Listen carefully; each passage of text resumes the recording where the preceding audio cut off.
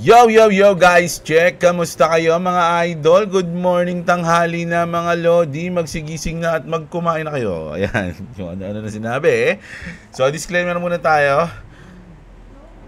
Bago tayo mag-update mga idol. Ayan. And then, ang Generation of Miracle. So punta na tayo dito mga lods, no? Ngayong hours, medyo, I don't know kung goods to. Medyo goods to pala.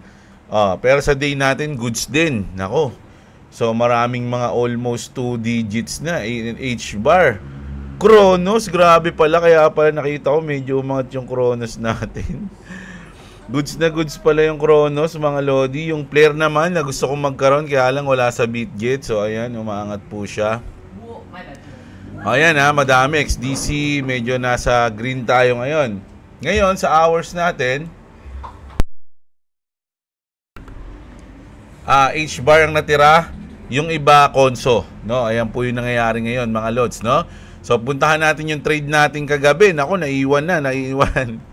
So kagabi, kita nyo naman, nilagay ko dito yung ating lock profit dito banda. Kaya lang hindi siya inabot, so binalik ko siya dito kasi mababantayan ko naman siya ngayong araw, mga idol, no? Pero ako, hindi ko alam kung goods to o bads to. Mamaya titignan natin, kakagising ko lang kasi. So, iti-TA natin yan mamaya, mga lods, no? Pero sa ngayon, ang profit natin is 5,790. 101% po yung ating, ano pala, hindi. 106 pala. 106% yung ating ROI. So, ayan. No, goods pa rin naman yung trade natin, maganda pa rin yung position. So kagabi nag-trade ako sa Bitcoin, no? Mamaya alam niyo kung saan ko balak mag-position mamaya. Katulad nitong ginawa ko dito. Ang gusto kong position is Ethereum. Nako, nakita ko si Ethereum. Uy, nako, umangat na, taragis yan. Ayun na, binatitignan ko si Ethereum, mukhang magiging maganda yung position eh. Minamatahan ko na to kanina mga idol, minamatahan ko na. Pero testingin natin. Mamaya, pag medyo mag-drop lang ng konti to, baka position na natin tong Ethereum, mga idol, no? Marami akong nakikita na babasa na medyo magiging maganda yung kinabukasan ng Ethereum eh. Mga lods eh. For short term syempre. For long term din, pero yung bagay yung up ng chart, kailangan matimingan natin. So, mamaya titignan natin, no? So ngayon dito lang muna tayo nakaposisyon sa ating tawag dito, XRP, mga lodi, no? So ayan. So baka nga mamaya kasi ngayong alam niyo naman pag weekend, nakita niyo 'di ba? Pag weekend, Sabado, Linggo, Biyernes. So simula yung 26 patay yung market talaga pag mga ganitong araw, no? So kita niyo ano lang siya, halos straight lang, no? Walang mga lalaking paggalaw, mga lodi, no? So ngayon, Sunday, baka hanggang bukas pa to ng umaga o tanghali magkaroon ng paggalaw, no? Sa ngayon, waiting, watching lang tayo ngayon, mga idol. So, ayan. So, bago tayo mag-start ng news natin, alam nyo na, grabe, ang dami nating news. So, alam nyo na, mga idol, palike muna ng video natin, syempre, sana naman palike, and pa-subscribe na rin sa mga hindi pa nakasubscribe. At syempre, sobrang maraming thank you sa sumusuporta sa ating channel using membership. Mga nagjo-join, saludo sa inyo, mga idol, no? Sa mga gustong sumuporta, nandyan lang po yung join button sa ating tabi ng subscribe. Kung ayaw nyo, walang problema. Masaya na ako sa like, mga idol, no? Pero yung mga sumusuport talaga, sobrang saludo sa inyo, mga lods. So ito na. Mag-news na tayo. Unahin na muna natin to si Xi Jinping, mga idol, no? So sabi ko nga sa inyo, yung China at yung US o yung si Elon, hindi magpapahuli ito sa mga advanced technology. So sila, China seeks global alliance to develop and birth AI super intelligence, mga lodi. Sa tingin nyo, delikado ba to? Baka mamaya maging negative yung resulta nito sa atin, mga idol, kapag super intelligence na, mga lodi, no?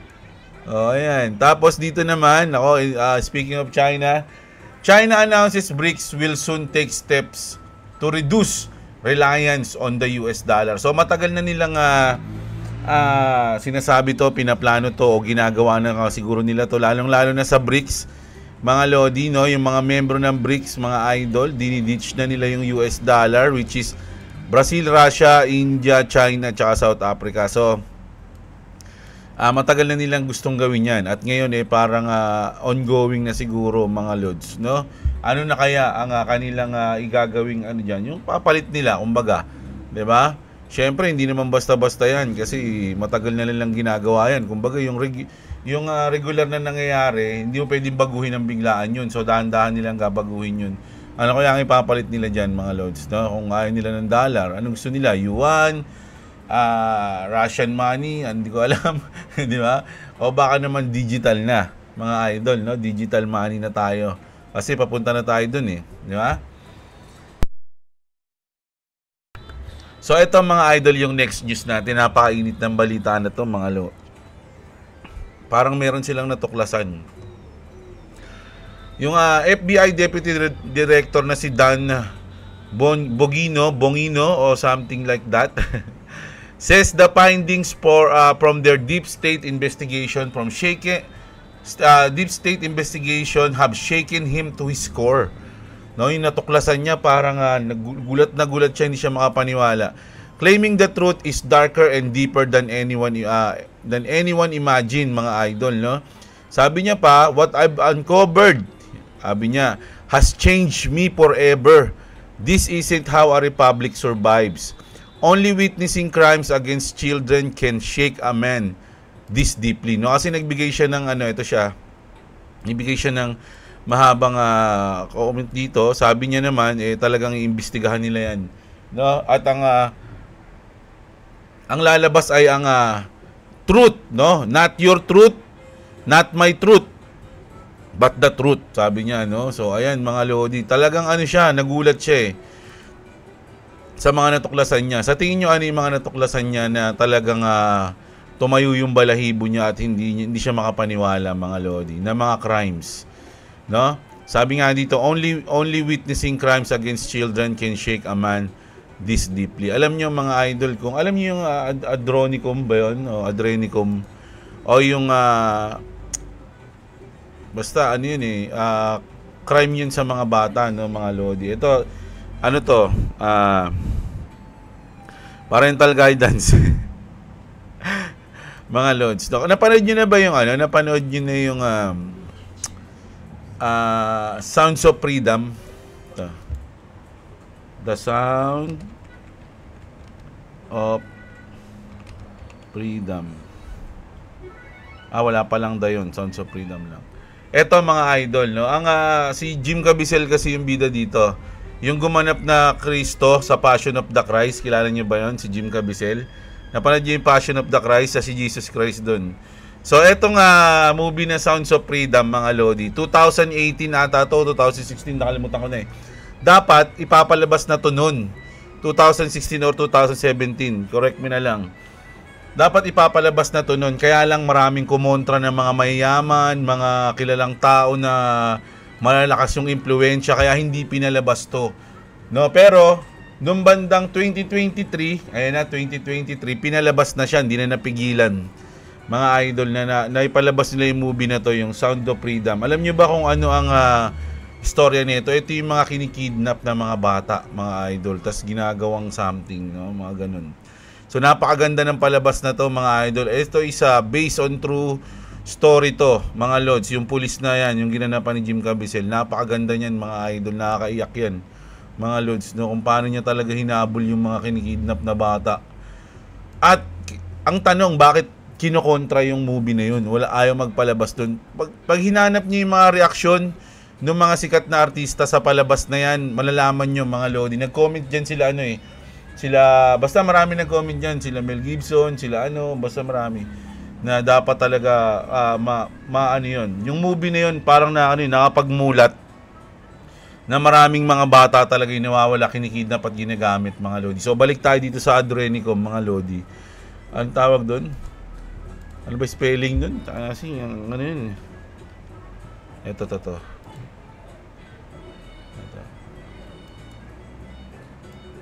Sandali lang mga idol. Para lang medyo nakakatawa. South Park.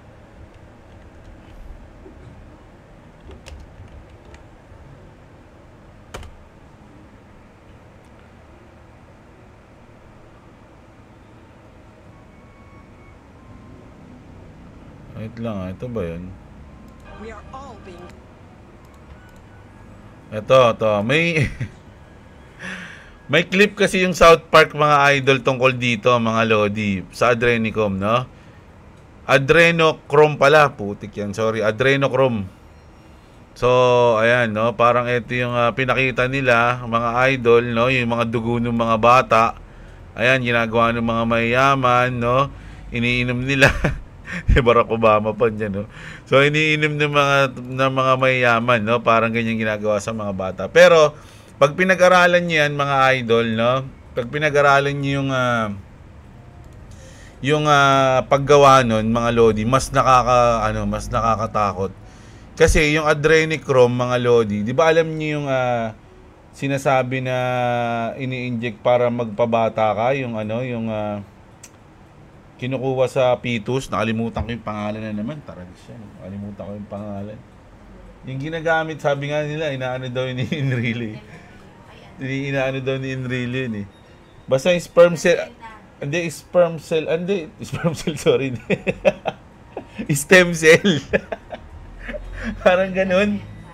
Yung ganun, di ba? Pero mas malupit daw yung Adrenochrome, mga lodi. Kasi makukuha mo lang daw yun kapag yung bata stress tsaka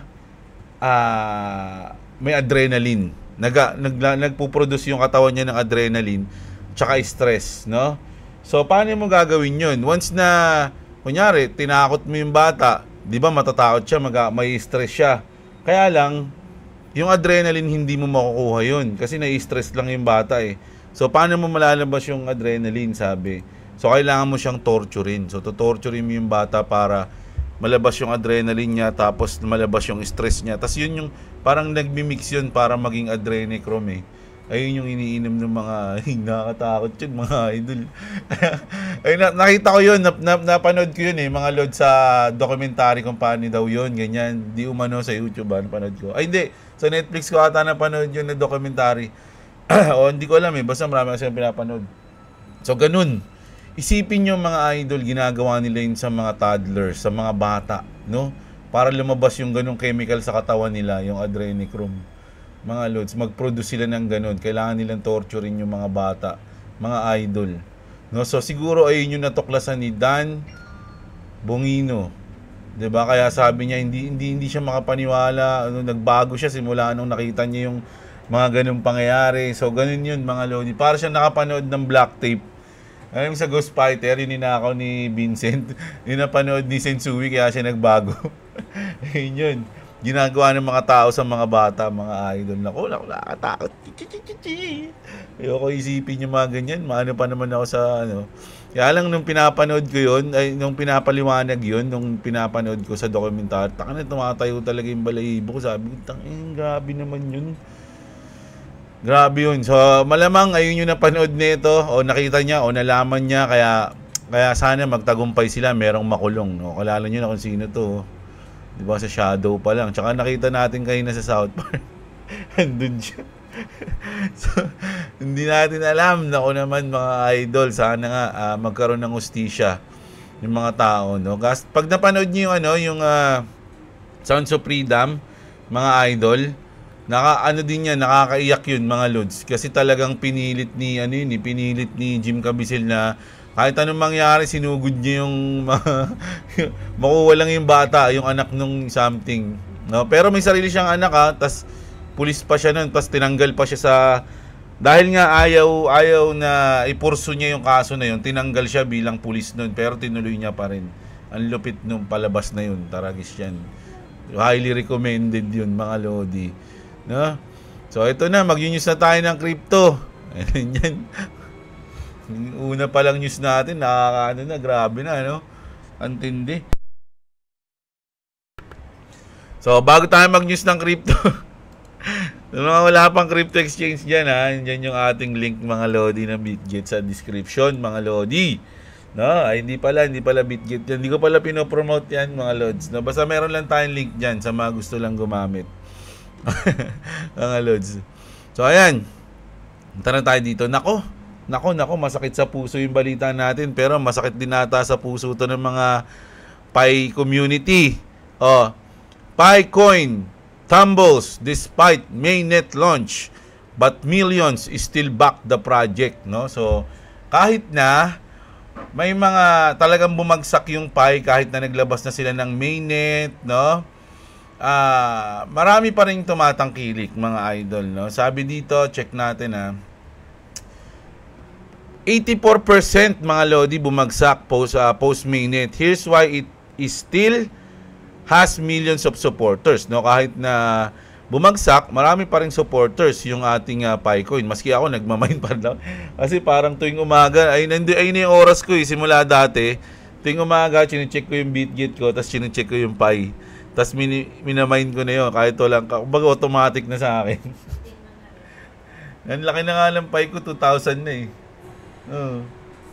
Kaya lang, wala, hindi pa rin ako sa number 9 Taragis yan.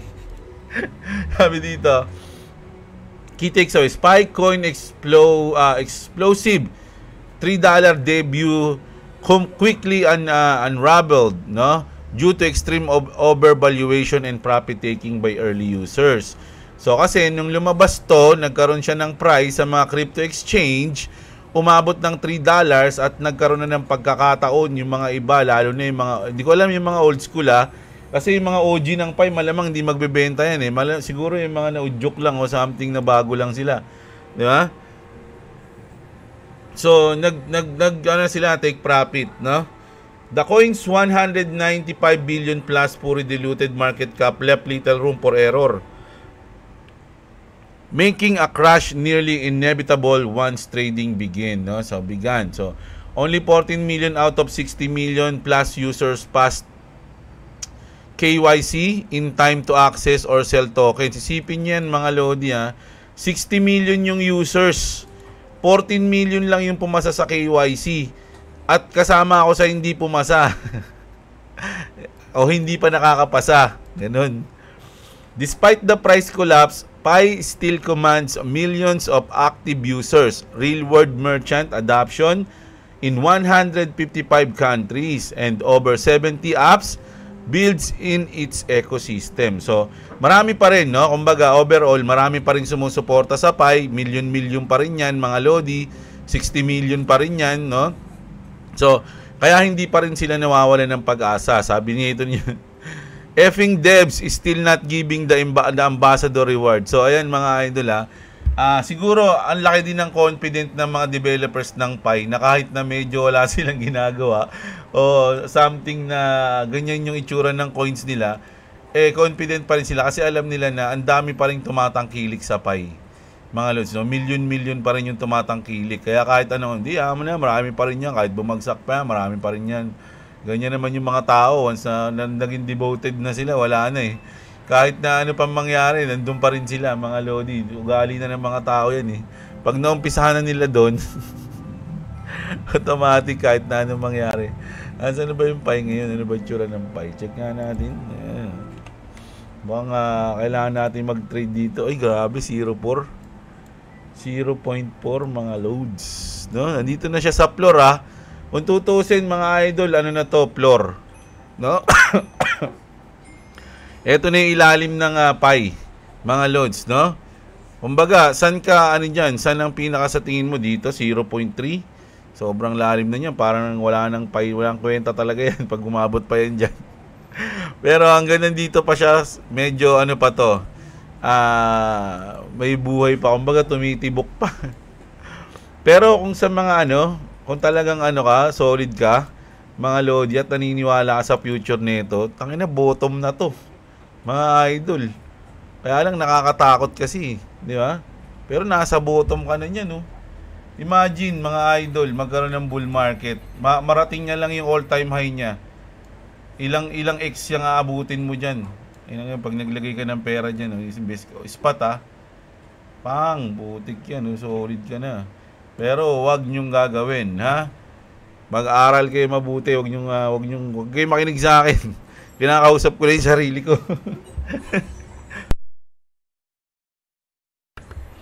So ayan, nasa floor tayo sa tingin ko. Pagdating sa pie. Tapos, X natin to. Punta muna tayo. Saan pa tayo? Ayan, no? So, ayun na nga. Grabe, no? So, yung mga pie community pa rin dyan, mga lods, no? Yung mga lovers pa rin o something na naniniwala pa rin sa pie. Okay lang naman yan kung talaga naniniwala kayo. Hanggat buhay pa, kumbaga, nag-update naman sila. Check nyo rin yung mga yung mga post nila sa mga social media nila. Pwede naman, kasi may community naman din yan mga lods. Yung iba nga dyan, kasali pa sa mga GC, sa mga ganyan. Kung gusto nyo mabuhayan kayo sa mga coins sa pie, pwede kayo sumali sa mga ganun. Kasi usually, ang ginagawa naman nila, hindi naman na sila At ang alam ko lang sa Pi Network, yung iba naman hindi na tumitingin sa sa presyo. Parang usually pa rin, yung bago ilabas yung price ng pie, di ba? Sariling presyo nila yung ginagawa nila, di ba? Yung mga community ng pie, nagbebenta sila ng mga product, something, kapalit pie, nang hindi nila alam yung tunay na presyo noon Dati wala pang presyo. So ngayon nagka-presyo, pero baliwala sa kanila yan, hindi sila naniniwala na ito yung price ng pie. So yung mga community ng pie, meron silang mga samahan na iba pa rin yung turing nila sa pie coins, mga idol. So kung gusto nyo sumali sa mga ganun, hanapin nyo na lang. Alam ko may ganun yun mga lods. At nakikita ko yun, malapit sa amin, may mga ganun community. Tinisilip-silip ko lang sila pag nadadaan ako doon. So ayun, mga lods, no? So nasa inyo yan mga idol, no? Kung desisyon nyo, pera nyo o ipon nyo, kayo ang mag-decide dyan mga lods. Pero hindi naman masama yan na maniwala pa kayo dyan kung gusto nyo, diba? Kasi marami pa rin naman talaga naniniwala sa pie So ayan, ako nga, nagmamain pa rin ako kahit wala na akong, hindi ko na alam kung anong gagawin ko dun. So ito na, mga Lodi, nako ito, matindi rin to.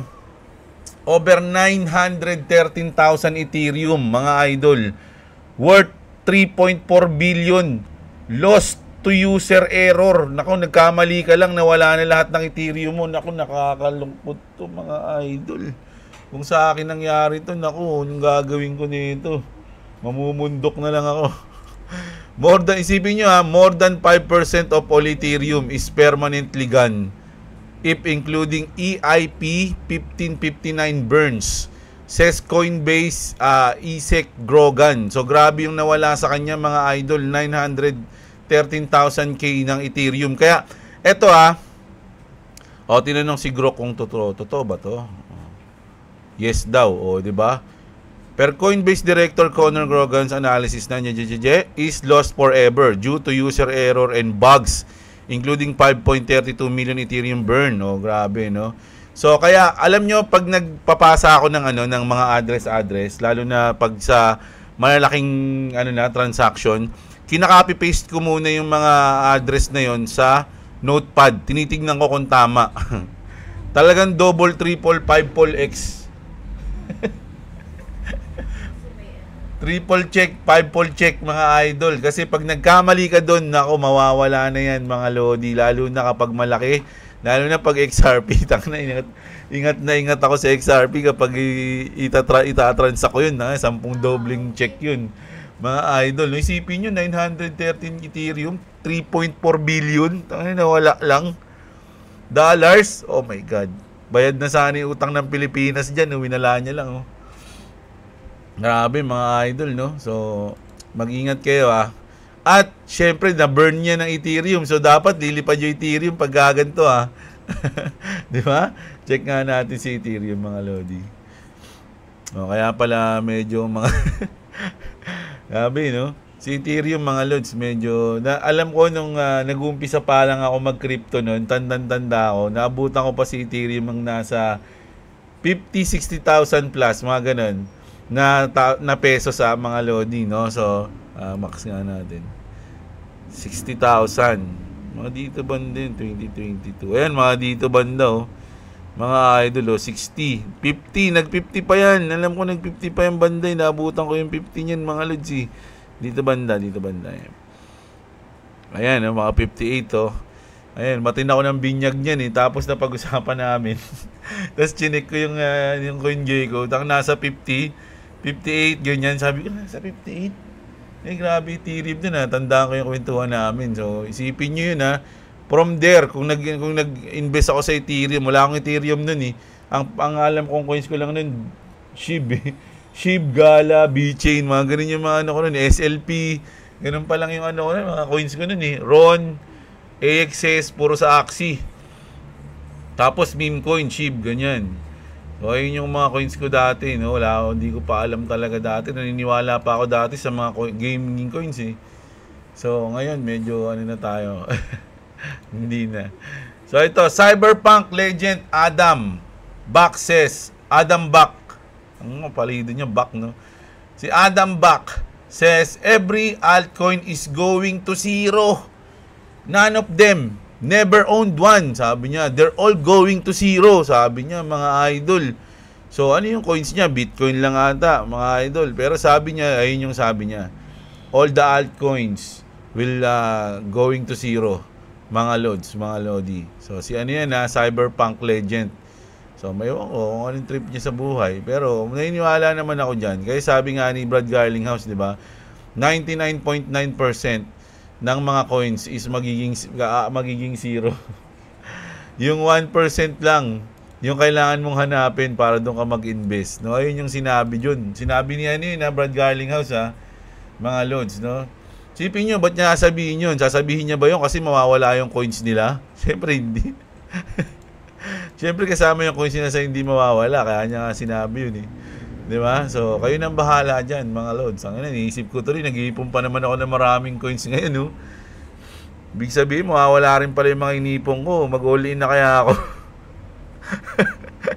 Ang gulo ng crypto. Mga idol, kaya mas maganda, mag-trade na lang. Nakakakalito na.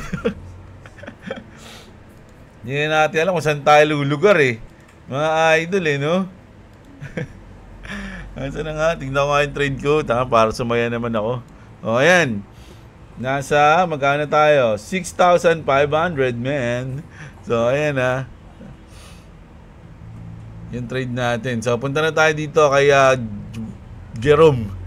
Ngayon, sabi ngayon ng 11.5 trillion BlackRock. Si mismong BlackRock yung nagsabi sa kanya.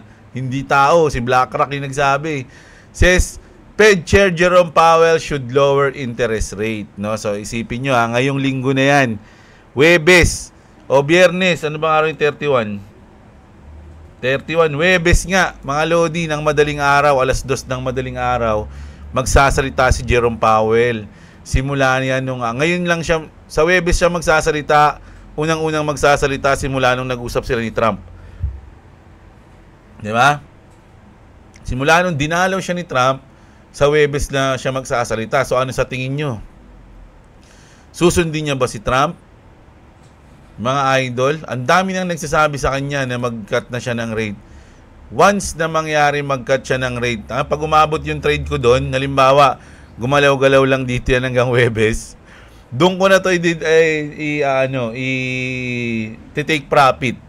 Kapag nag-cut ng rates, hindi ko i-take profit kasi malamang lumipad eh. Pero mukhang mandadamay pa yan bago mangyari yun eh. 31 mga dito yan, no? So, baka gumanong pa yan, gumuhit pa yan, man-liquidate muna bago lumipad. Di ba? Pero kapag hindi nag-cut ng rate si Jerome Powell, malamang kunin ko na to. Kunin ko na to. If ever umabot pa to dun mga lods yung trade ko na to. Kunin ko na to kasi malamang yan baka mag-drop yan. Ayun lang ang sa tingin ko. Pwede mali ako. Alam nyo naman, lagi akong mali. Kaya nga yung trade ko, laging talo. Panis. Sarcasm. Ayan sana mag-cut ka na. Little man. Tinatawag siyang little man ni Jerome, no? Ay, ni Trump. Little man, come on. So, ito naman. The White House Digital Asset says that they will include a strategic national stockpile of crypto. Crypto nila sinabi dito mga lodi hindi Bitcoin lang, no? Ibig sabihin kasama yung Solana, kasama yung Ethereum, kasama yung XRP at kung ano-ano pang lahat ng crypto. So sabi niya rito, the White House Digital Asset says that they will include a strategic national stockpile for crypto. Tapos may pinaalala si Jack the Ripper. Remember, Donald Trump mentioned XRP on Truth Social before any crypto asset? So talagang sabi nga nila, kaya daw sinabi to ni Trump yung stockpile, strategic stockpile, dahil sa XRP. Pero haka-haka lang yun. Hindi ako masyado iniwa. Parang hinahype lang nila sa XRP nun, sa tingin ko lang. Pero meron ding chance na talagang malaki yung magiging epekto niyan sa XRP, mga idol, no? So nasa inyo na lang, pag-aralan nyo. At syempre, we have just witnessed the largest XRP bear trap in history. So ito yun, mga loads, itong drop na to. No, kung titignan niyo sinabi diyan ni Jake. Si Jake ba 'yon? O yan, no? Ay, hindi yan. Ito pala. Hindi, si Armando pala to, Pantoja. So ayan, si Armando Pantoja, kung titignan niyo yung sinabi niya, ito yung bear trap na sinasabi, no? Kasi kung titignan niyo yung ating chart, mga lodi, ayan, so ito yung ating triangle, kumawala and then babagsak na, no? So bear trap yan, mga lods, no? Kasi pwedeng maraming nag-short pagdating dito, uy, babagsak na, nag-short sila lahat. And then bear trap lang pala, lumipad, iniwan ang mga bear. So ayan, bahala kayo, tingnan natin kung totoo man yung sinabi ni Armando. Pero sana nga bear trap, no?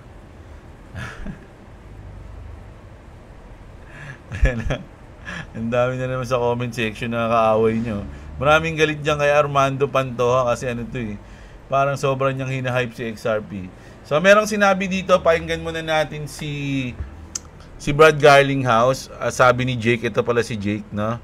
So, sa kanyang 1 minute explanation. But let's be honest, who is better, me or David Schwartz? Ako, David Schwartz ako, mga lods, no? Kasi David Schwartz parang karakter sa cartoons yung itsura niya parang siyang kalaban sa boss battle sa World of Warcraft, sabi sa South Park. So, check natin. Hi, I'm Brad Garlinghouse. This is Crypto in 1 minute. A prime broker is really a one-stop shop that allows all kinds of different asset managers, whether these are well-known hedge funds, trading desks, market makers. It gives them a one-stop shop venue to trade and clear everything, digital assets, derivatives, swaps, all kinds of different assets. And these guys are doing trillions of dollars of trades. Historically, those have been really owned by the traditional commercial banks, the JP Morgans, the Goldman Sachs.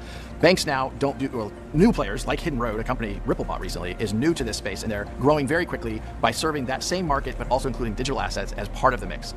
Having a well-capitalized and a super strong balance sheet player like Hidden Road is allowing more institutions to come into these asset classes against a well-capitalized counterparty, and that is prime brokers bringing people in crypto in 1 minute. So yung prime broker service, mga lodi, malaking bagay yan. Sabi nga dito ni Jay Clever, this is a lot bigger deal than most people understand. So parang ito na kasi yung futures of trading, mga lods, no? So at malaki yung gagampanan dyan ng ano ba yung sinabi niya, yung binili nila na nakaraan, malimutan ko na, basta yun, yung Hidden Road, ayun, yung Hidden Road, yung kakabili lang nila, mga lods, no? So matindi-tindi yan, mga idol, no? Tapos, oops, snap, sabi dito ni The Real Remerip. Breaking news, mga idol. Bank of America, XRP. Bank of America is now using RLUSD to move their money. I repeat, Bank of America is using RLUSD for transaction. Do you know what that means?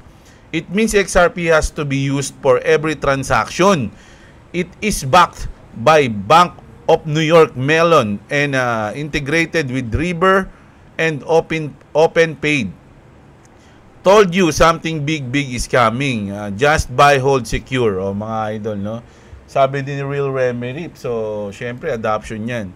Tapos, eto mga idol, sabi dito ni Phil, I've been thinking a stable coin backed by XRP. The hardest money ever known. Sabi ngayon ni Hugo, si Hugo kasi sa ano to, no, sa Player to. Sabi niya, yes, it's already being built on Player. Delighted to talk with you about it. So, ayun na nga, mga idol, no, na wala kasi tayong Player sa BitGet. Meron lang sa Player sa BitGet, futures. Eh, wala rin pala. Wala. Parang wala talagang player dito, mga lods. Iniinis nga ako. Gusto ko pa naman magkaroon nun. Ayoko naman gumawa na ng ibang wallet pa. So, ibang coins na lang. Sayang, no? Kaya mo na. Baka maglito-lito pa kasi ako pag gumawa pa ako maraming wallet eh. So, okay na yan. Tapos, ito pa, sinabi dito ni Brad Garlinghouse, no? Sabi dito, Ripple CEO Brad Garlinghouse unleashes the signs. We are not partnering with Swift. We are replacing them. No? Ayun parang ayun yung ibig niyang sabihin sa sinabi niya rito, mga idol, no? So, nasa inyo na yan. O, ito na yung isa, Bank of America na nga. Ito na nga. Bank of America teams up with Ripple to use RLUSD for internal transaction. Backed by BNY Mellon, which is Bank of New York, integrated with River and OpenPaid. XRP is becoming an real-world asset giant, mga idol. 99% daw ng altcoin mawawala. Magiging zero. Sa tingin nyo, sa adoption sa XRP, kasama ba siya sa mga magiging zero? Mga loads? No? I don't think so, sabi nga, mga idol. So, ito ang ating malupit na last na balitang malupit. Kilala niyo ba to, mga lodi? Hindi yan yung babae. Ayan. Siya si Audrey Cruz, mga lodi. Siya yung parang pinaka-latest na kinabitan ng Neuralink sa utak. The day after surgery, thank you University of Miami Health Center. So, nilagyan siya ng Neuralink, mga idol, no, sa kanyang paano ba mag-apply dito, mga lodi? Pwede apply kaya ako dito. Sorry magkaroon yan, para nakaupo na lang ako, inuutusan ko na lang lahat eh. So sabi dito, mga lodi, working on my accuracy and speed. So wala siyang ginagawa dyan, mga lods ha. Nakatingin lang siya sa kanyang laptop at kinokontrol niya yung mouse sa kanyang isip, mga idol, no. Ayan yan. Sabi nga dito, I tried writing my name for the first time in 20 years. I'm working on it. So, sinulat niya sa pamamagitan ng isip niya yung pangalan niya sa dito, mga idol, no? Grabe, no? Syempre, training, practice pa yan. Makukontrol mo yung kapangyarihan mo. Bago pa lang yung kapangyarihan mo eh. So, makukontrol mo siya. So, grabe yung Neuralink. Hindi natin alam kung ano pa yung mga kayang gawin ng Neuralink if ever na talagang masanay ka na dyan. O kung yung full potential niyan ng Neuralink, di ba? Malay nyo, may awaken pa yan. Parang sinumpang prutas, no? May awaken pa yung Neuralink mo. Hindi lang yun yung kayang gawin. Masasagad mo siya sa ganitong level. No, di ba? So, kaya mo nang kontrolin yung mga gadget, mga idol. So antindi. Antindi ng news na to, mga lord. Nagulat ako dito. Ibig sabihin, kaya na talaga, no? Siyempre, una na to eh. Step 1 to eh. Yung Neuralink eh. Malay nyo, may sa mga susunod na panahon, may mga iba na pwedeng magawa, no? Na pwedeng ikabit sa utak ng tao. Mamaya, ma-open mo yung 100% ng brain mo. Diba? Sabi nga nila, 10 to 15% pa lang yung nagagamit ng brain eh, ng tao, nagagamit ng tao yung brain nila. No? So, ang sabi kasi nila, alam nyo kung bakit sa Bible naman, yung may nag-explain kasi sa akin nito eh. Kaya nasa 15 to 10% lang ina-access ng utak ng tao, mga idol. Kasi once na ma-access mo yung 100% o yung nasa 50% pataas, mawawalan ka na ng emotions. Puro knowledge na yung makikita mo, information, knowledge, lahat na ng mga bagay-bagay kaya mo nang ma-explain kanyan. Pero yung emotions ang mawawala sa iyo. Para ka nang magiging robot, mga lodi. Magiging magaling ka sa lahat ng bagay pero wala ka ng emotions. Hindi ka na umiiyak, hindi ka na nakakaramdam ng takot kasi kaya mo na i-explain eh. Ba't ka matatakot dun? Diba? Hindi ka na nakakaramdam ng gulat o ng something, ng saya. Yun, wala ka ng emotion. So, kaya ang ibig sabihin nun, sakto lang yung nasa 10 to 15% lang na-access ng tao. Mga idol, no? So, ayun, grabe naman yung information niya. Mag-subscribe naman kayo. Para kayong parang katabi nyo lang ako, nakipagkwentuhan sa inyo. So, ayan mga idol, Mamaya ulit gabi, mag-update tayo. Tanghalian na, alas 12 na ng tanghali. Saktong-sakto, magtatapos ang video ni Jeblo. So, kita-kits tayo mga idol. Maraming salamat sa mga nanood. Sana i-like nyo yung video, subscribe. At salamat sa lahat ng mga sumusuporta sa channel.